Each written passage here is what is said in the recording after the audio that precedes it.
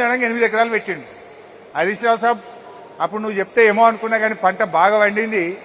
ఆ మామిడి తోట జర ముసలి అయిపోయింది, 30 ఏళ్ళు అయింది, కొట్టేసిన ఇంకా 10 ఎకరాలు పెడుతున్నా ఆయిల్ పామ్ అంటుండు.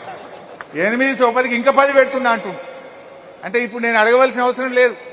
మన అక్కనపల్లిలో మా నాగేందర్ అప్పుడు బతిలాటో 5 ఎకరాలు పెట్టిండు.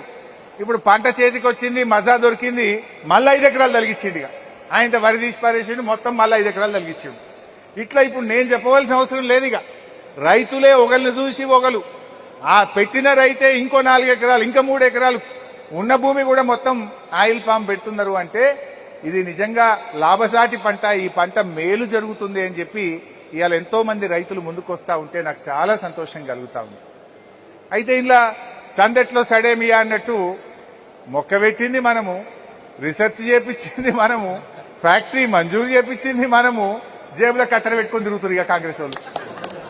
ఇక యాడ ఉంటాడో రిబ్బన్ కత్తిరిచుడే, పెట్టుడు లేదు కట్టుడు లేదు కానీ రిబ్బన్ మాత్రం కత్తిరిస్తురుగా. ఇది ఒకటి కొత్త కథ మోపోయింది. ఆడ వీడికి వస్తారట్టు ఇంకా వచ్చి రిబ్బన్ కత్తిరిస్తాం ఇక అంత మేమే మోసినట్టే, ఇక బరువు మోసినట్టే.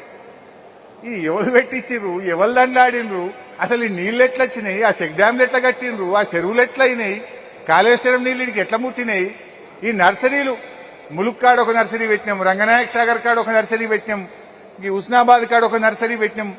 ఆయిల్ పామ్ మొక్కలు పెంచడానికి కూడా 3 నర్సరీలు పెట్టి తండ్లాడి మొక్కలు పెంచి రైతులకు ఇచ్చి దీన్ని అంత చేసి పెడితే ఇక మేము తిరిగి వస్తామన్నట్టు వచ్చింది. ఈ రకంగా జరుగుతూ ఉంది.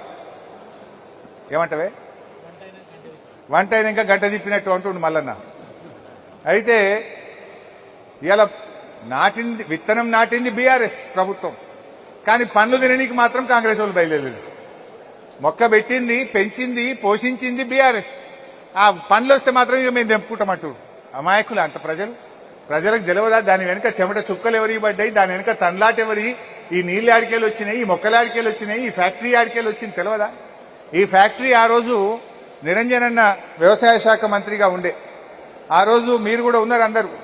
13 ఏప్రిల్ 2022 నాడు అప్పటి వ్యవసాయ శాఖ మంత్రి నిరంజన్ రెడ్డి గారిని ఇక్కడ తీసుకొచ్చుకొని మీరందరూ కూడా ఇవాళ డాయస్ మీద ఉన్న వాళ్ళు ఉన్నారు. 2022 ఏప్రిల్ నాడు నిరంజన్ అన్న చేతుల మీదుగా శంకుస్థాపన చేసిన ఫ్యాక్టరీ ఈ ఫ్యాక్టరీ. మన గవర్నమెంట్ ఉంటే ఇంకా ఏడాది ముందే స్టార్ట్ అవుతుంది. ఏడాది లేట్ అయింది వీళ్ళు పట్టించుకోక, ఇంకా ఏడాది ముందే స్టార్ట్ అవుతుండే. ఎంత గొప్ప టెక్నాలజీ అంటే ఇందాక అన్న చెప్పినట్టు దేశపతి అన్న ప్రభాకర్ అన్న చెప్పిండు. ఏంది గోడ్రేజ్ కంపెనీ, నవభారత్ కంపెనీ, పతంజలి అంటే మీకు తెలుసు, పతంజలి కంపెనీ వచ్చి ఫ్యాక్టరీ చూసిపోతుంది. ఎందుకు చూసిపోతున్నారు? రామ్దేవ్ బాబా కంపెనీ వాళ్ళు కూడా వాళ్ళు వచ్చి అరే ఈ టెక్నాలజీ బాగుంది అని చెప్పి వీళ్ళకి ఇప్పుడు ఆర్డర్ ఇచ్చిపోయారు మా దగ్గర ఫ్యాక్టరీ పెట్టుమని. అంటే మనం ఆ రోజు మన ప్రభుత్వం ఉన్ననాడు ఇది మలేషియా, అంటే పామాయిల్ కు పుట్టిన ఇల్లు మలేషియా. అక్కడ టెక్నాలజీ బాగుందని తెలుసుకొని ఆ దేశం వాళ్ళ నుంచి టెక్నాలజీ తెప్పించి ఆ టెక్నాలజీతో ఈ ఫ్యాక్టరీ కట్టించినాం. దీని వెనుక కూడా రైతులకు లాభం ఉంటుంది. జనరల్ గా ఏమైందంటే 100 టన్నుల ఆయిల్ పామ్ గెలలు పంపితే 20 టన్నుల నూనె వెళ్తుంది. అన్ని ఫ్యాక్టరీలు 19 టన్నులు వెళ్తే ఈ ఫ్యాక్టరీ 20 టన్నులు వెళ్తుంది, ఇంకొక టన్ను నూనె ఎక్కువ వెళ్తుంది ఇలా. ఇది అంత మంచి టెక్నాలజీ.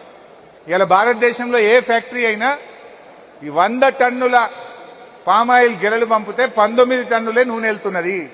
కానీ మనం పెట్టిన ఫ్యాక్టరీలో 20 టన్నుల నూనె వెళ్తుంది, 1 టన్ను ఎక్కువ వెళ్తుంది. ఇది ఏంది? ఈ ఆయిల్ ఫెడ్ అనే కార్పొరేషన్ ద్వారా ఈ ఫ్యాక్టరీ పెట్టినాం. ఇది ప్రైవేట్ కంపెనీ కాదు, గవర్నమెంట్ కంపెనీ. దీని లాభాలు ఎటుపోతాయి? రైతుకే వస్తాయి. 19 టన్నులు వస్తే 19 టన్నుల పామాయిల్ అమ్మితే ఎన్ని పైసలు వస్తాయో దాన్ని ఎకరానికి ఇంత అని రైతుకు వంచిండ్రు. 20 టన్నులు వచ్చింది అనుకో, 1 టన్ను ఎక్కువ వస్తే ఆ టన్ను పైసలు కూడా రైతుకే చెందుతాయి, రైతుకు ఆదాయం పెరుగుతుంది, ధర పెరుగుతుంది అనేటువంటి ఆలోచనతో ముందు చూపుతో ఈ టెక్నాలజీతో ఈ ఫ్యాక్టరీ పెట్టాం. ఆ రోజు దాదాపు 3,000 రూపాయలు ఎక్కువ వస్తాయి. 2 నుంచి 3,000 1 టన్నుకు ఎక్కువ వస్తుంది రైతుకు. అందుకోసం ఈ టెక్నాలజీ వాడినాం. ఈ టెక్నాలజీ సూపర్ హిట్ అయి పతంజలి వాడు, గోద్రేజ్ వాడు, నవభారత్ వాడు వచ్చి ఈ నర్మెట ఫ్యాక్టరీని చూసిపోతున్నారు. కాంగ్రెస్ వాళ్ళక్కడ మొదట్లో నర్మెట ఫ్యాక్టరీ అంటే ఇది సిద్దిపేట నర్మెటనా జనగామ నర్మెటనా అనుకున్నారట మీటింగ్ లా. వారికి ఏ నర్మెటనో తెలియదు కానీ ఇప్పుడు రిబ్బన్ కత్తిరిస్తాను జేబులో కత్తెర పెట్టుకుని బయలుదేరిండు. గిట్లా ఉన్నది కథ. సో ఇంత గొప్ప ప్రయత్నం తన్లాట దీని వెనుక ఉన్నది.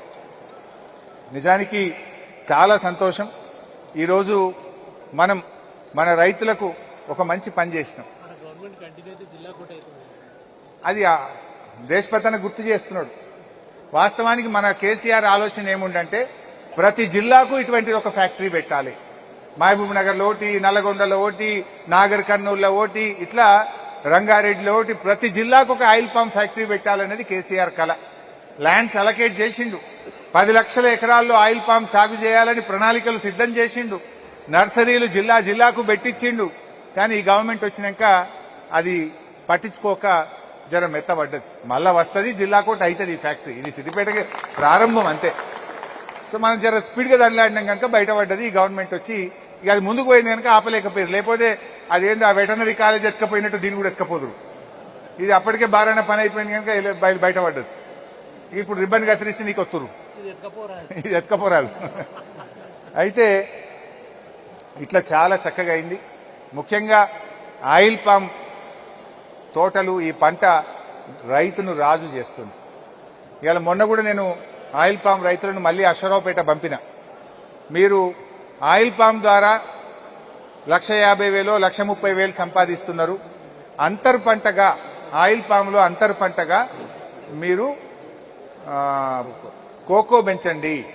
కోకో పెంచితే అదొక ₹1,00,000 వస్తాయి ఎకరానికి.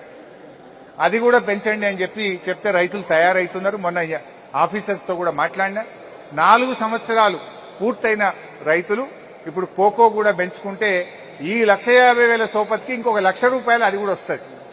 ఎందుకంటే మీకు 56 చెట్లు పెట్టినాం ఎకరానికి. మీకు ఎండ 56 చెట్లు పెట్టినప్పుడు 16 డిగ్రీల ఎండ మాత్రమే పడుతుంది దాని మీద, భూమి మీద. కోకోకి ఏంటంటే 16 నుంచి 24 డిగ్రీల ఎండ ఉంటే కోకో పెరుగుతుంది.